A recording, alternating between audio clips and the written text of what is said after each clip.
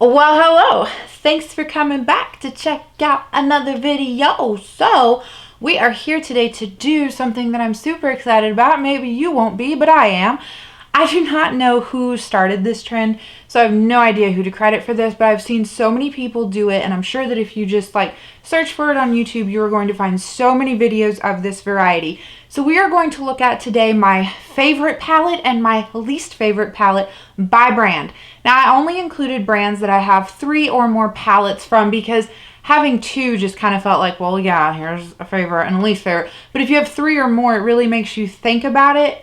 So that's why I decided to do it this way. If this is a video that you have done before or something that you've posted on Instagram, or you just want to answer it in the comments, that would be more than, fine to happen, or let me know that you've done it because I would love to check out your version of it. The other thing that I wanted to say was I thought it would be fun to do this now in January and then maybe do it again in the end-ish of December and just see, do thoughts and opinions change? Because that's what I find. I feel like sometimes I rave and I'm like, this palette is my absolute favorite. And then a few months will go by and I'm like, no, it's been replaced, or maybe it's no longer a favorite, I've fallen out of love with it. So I just think this would be a fun exercise to see. I hope you guys are interested in it, and we will just hop right on into this. So let me first also say that if one of my palettes is my least favorite and it happens to be your most favorite, then please don't be offended. You keep loving it. We all have different tastes and preferences, and like I said, our own tastes and preferences can change. So this is just my opinion, and I just think it's always fun to hear everyone else's different thoughts and how they approach things, especially makeup, since it can be so different for everyone. So the first brand we will do is a brand that is not going to be that shocking to you guys. We will do Juvia's Place first. So my least favorite palette in my collection that I have from Juvia's Place is the I Live, I Love, I Ice, or no, it's the I Live, I Love Ice palette. Let me open this one up for you guys. This is just, I don't know. I like blues. It's nothing against that. But this is a 6-pan palette with a pressed glitter. And you guys know I don't really like the pressed glitter trend. So to me, this really becomes a 5-pan palette. And then within this palette, a lot of these blue shades are samey. So, if we're doing a monochromatic 5-pan palette, we really need to make sure these blue shades are different. And then within this, the mattes are just super dry, as well as the shimmers. I think Juvia's Place has a nice formula. But in these 6-pan palettes, from what I have personally experienced, the formula in this is different and it is not up to par with the rest of their palettes. So that is why this one would be my least favorite Juvia's Place palette within my collection. Almost had a bunch of palettes drop out of my lap onto the floor. I would have cried. Alright, so you guys know it's Juvia's Place. I don't even have to tell you what my favorite palette is. Well, I'm holding it backwards. You already know it's going to be the Festival. This was no surprise. That's why I figured let's get this brand out of the way first. But here's what the Festival on the inside looks like.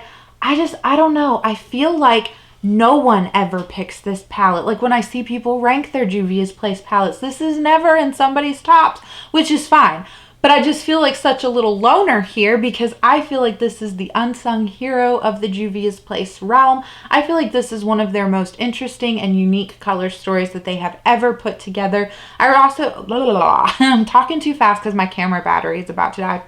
I also think it's really interesting that they went with a black shimmer shade instead of a matte black. And I can really get behind this because this shade is so easy to throw in your outer V and have that depth that you want. But since it's a shimmer shade, it's easier to blend another shimmer shade into it. It's harder to blend a shimmer shade into a matte shade, but blending 2 shimmers together is much easier. So yeah, there's just endless things that I could do with this palette. I'm not going to rave on about it too much longer because you guys have heard me sing the praises of this palette so many times.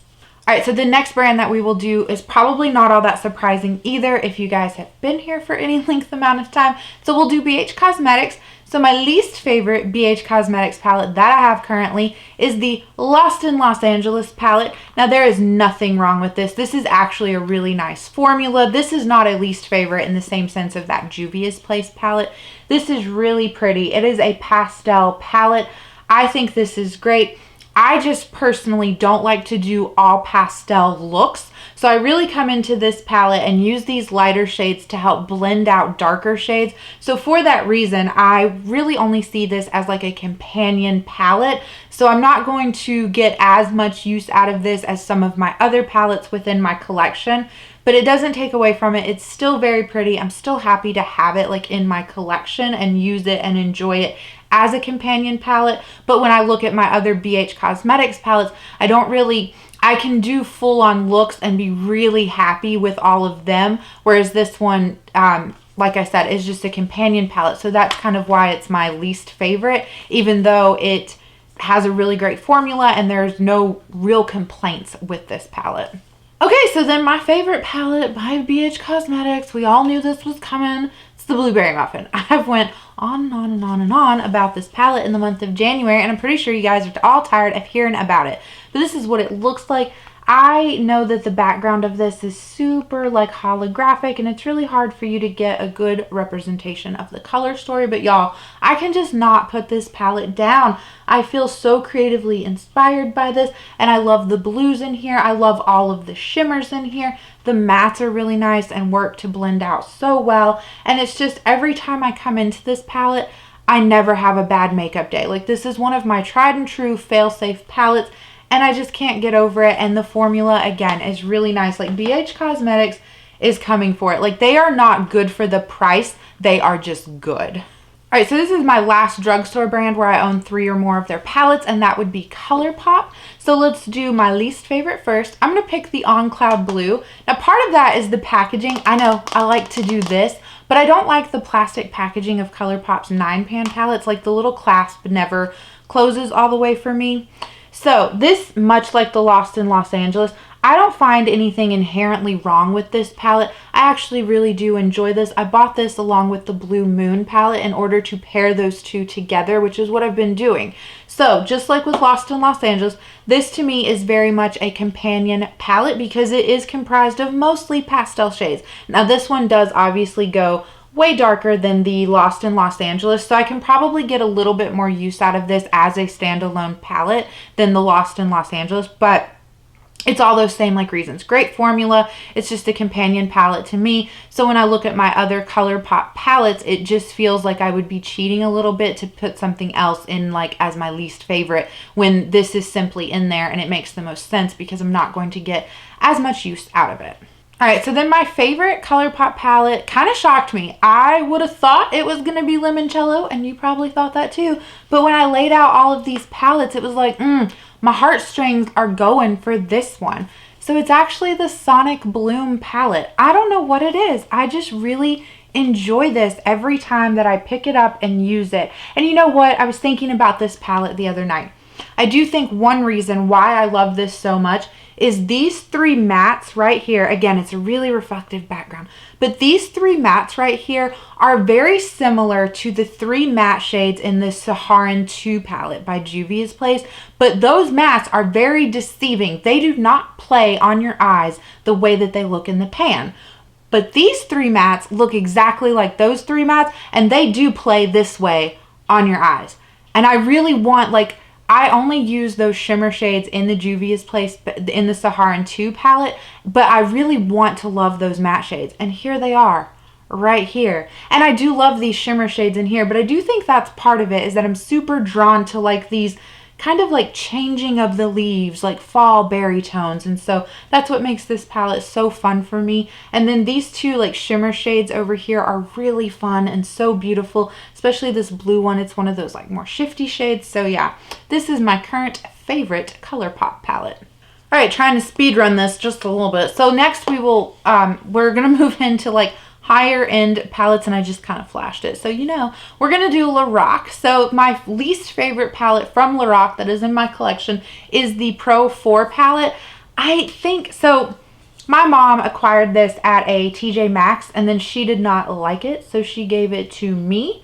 And I do really like this color story. Like, hello, I just got done saying I love the berryness of the Sonic Bloom, and that's what this palette is. So you might be thinking to yourself, like, Haley, why is that in your bottom? Well, the biggest thing is that I've always loved the Lorac matte shades. But their shimmer shades are a bit less impactful in these older style palettes. You just really have to build them up, like spray your brush, make sure you put down a sticky base. Like you have to do all the tips and tricks with them in order to get them to work and like be really pretty and impactful. So since that, then what am I even trying to say? I need to slow down and take a moment. What I'm trying to get at is that they've done like a rebranding or like an updated formula kind of thing. And so the palettes that are in their newer packaging, the shimmer formula is so much more impactful, so much easier to work with. And it's really like, bam, like in your face, like they were not playing around with this updated formula. So for that reason, like I can't, even though I love this color story, I love my two other Lorac palettes much more than this one. So the palette that is my most favorite from Lorac would be the Pro Noir palette. And I do have to point out, I'm not a huge fan of the packaging. So the names are not like actually on the palette like they are in their older packaging. They're just on this little sleevey thing, which can be kind of annoying. But all the pans in here are magnetic and you can pop them out. So that's kind of a nice upgrade. But this is what the Pro Noir palette looks like. As you can see, I have a lot of good use on this palette. Some pans and a shade completely finished off. I love my cool toned palettes. I think it's because we are so like inundated with like warm tone palettes that whenever a brand comes out with a cool tone palette, it could even be like that I have this color story already, but I want it because it's like new and exciting and different. So, but at the end of the day though, like this palette does perform really nicely. Like I said, the shimmer formula in here is subpar and their matte formula is still their same good like matte formula that they've had. And I guess I'm a cool tone girl at heart is what I'm trying to tell you. Okay, so the next brand will be, it's an indie brand. This is Kaleidos. So I do have 4 of the Futurism palettes and then a collaboration palette that they did. So let's start out with my least favorite. It is one of the Futurism palettes. This is the Futurism 5, the Electro Turquoise palette. Now, as far as I'm aware, this palette is still available. I know they were discontinuing some of their Futurism palettes, like they got rid of the Sci-Fi Green, which is really sad, but I do think this one is still around. So this is what this one looks like. You will see that I do have pan in the blue shade there. I really do love the shimmers in here. And overall, I really love these shades individually in here. But the reason this one comes in as my least favorite is because this color story just doesn't do it for me. The more I look at it, the more I just don't like it. And I think specifically it's this orange shade. Like I get what they were trying to do. Like this is kind of like a blue themed palette, you know, most of these shadows do lean blue.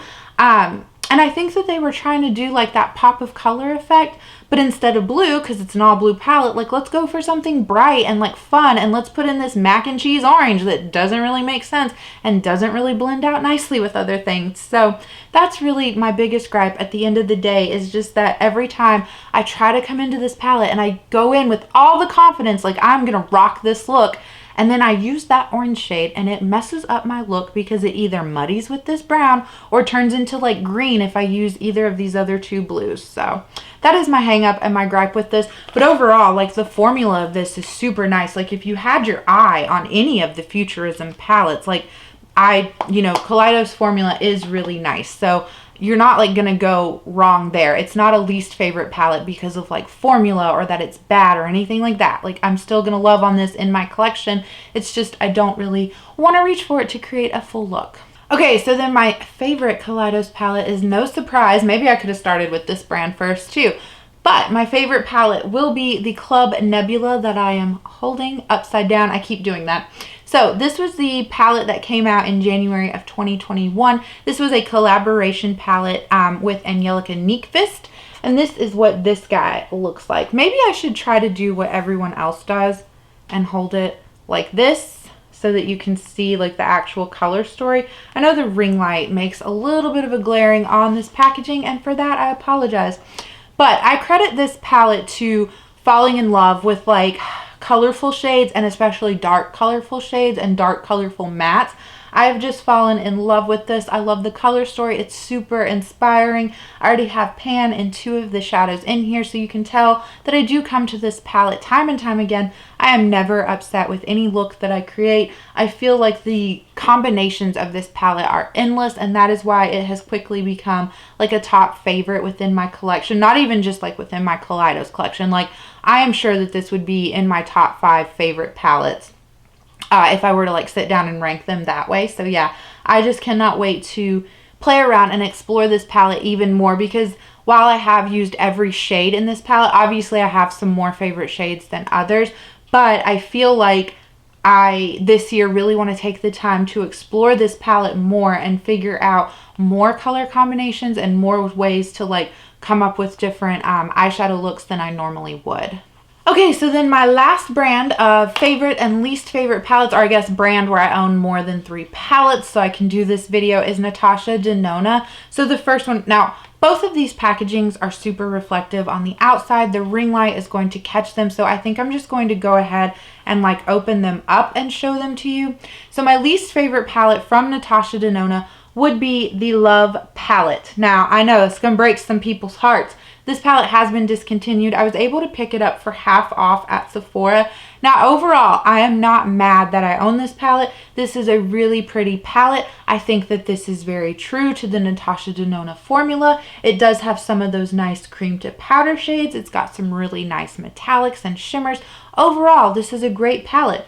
However, a little bit of buyer's remorse, because I just feel like if I would have taken a step back instead of being like, oh, I can snag that for half off, if I would have thought about it, I have most of these shades represented over and over in my collection. And so that's one reason why I haven't like reached for this as much as I have some of my other Natasha Denona palettes, or I don't feel as inspired by this palette as I do when I pull out some of her other like palettes. And I do think that overall, this is a color story that we have seen done time and time again. And I think one of the interesting things about Natasha Denona is that she does tend to release more interesting color stories. So this one just kind of falls short in that sense, and that's why this would be my least favorite Natasha Denona palette. All right, so then my most favorite is actually I know I just said like the Love palette doesn't have an interesting color story, so this one doesn't have like, I mean, I guess it depends on who you ask. I think it's pretty interesting, but it's not like interesting in like the colorful sense. But my favorite would have to be the Retro. I know a lot of you were probably thinking I was going to say Metropolis, and honestly, I had both of the, like both the Metropolis and this palette pulled out because I was like, I can't decide. But then when I look at them, I just, for right now, whatever reason it is, this Retro palette really has a hold of my heart. I just love these berry tones, and I love that they're on the like more cooler tone side of things. I would still classify this as a monochromatic palette. However, I think that there are enough pops in here to give you a decent variety of looks to where you're not going to be bored with it. Like I know some other smaller monochromatic palettes that fit that berry theme. Since they're smaller, I feel like you can't do as much with them as you can with this one. And I've just absolutely loved this. Again, it has the cream to powder formula that I really enjoy, her nice shimmer formula. It even has like this center shade in here is like a topper shade. So that's been a lot of fun. And this is just one of those palettes where it's like, it's so neutral, but it's nice for when I'm almost like uninspired and I'm like, I don't know what I want to do today. Like I know I can come into this palette and do some type of look, play with whatever shades I want, throw whatever shades together, and the look is going to come like together so nicely and actually end up being inspiring for me. So yeah, that is why this is my current favorite from Natasha Denona. So that's it. That's all the brands where I own 3 or more palettes from them. And so I felt like I could, you know, tell you my favorite and my least favorite palette. Let me know down below if you agree or disagree with me. Now, we're all friends, so we're allowed to disagree in a nice way, right? Yeah. But I always think it's fun to chat with you guys, and I do like it when people do have like a different opinion, because like I said, it's always fun to see how we all think and interpret different things, especially in the makeup realm. So that is it. I'm gonna quit rambling. I hope you guys are having a good day, a good night, or a good whatever. Did you miss that? And I will catch you guys in the next one. Bye. Bye.